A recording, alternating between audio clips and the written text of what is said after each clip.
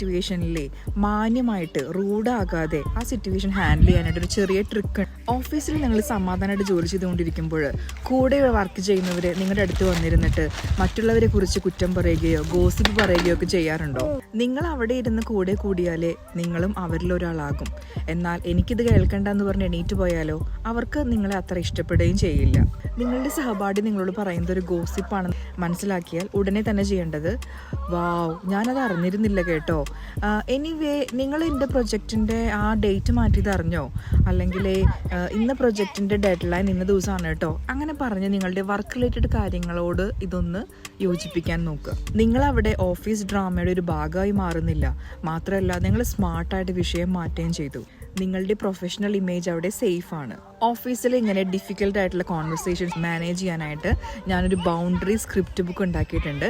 നിങ്ങൾക്ക് ഈ script book കിട്ടാനായിട്ട് ബൗണ്ടറീസ് എന്ന് കമൻറ്റ്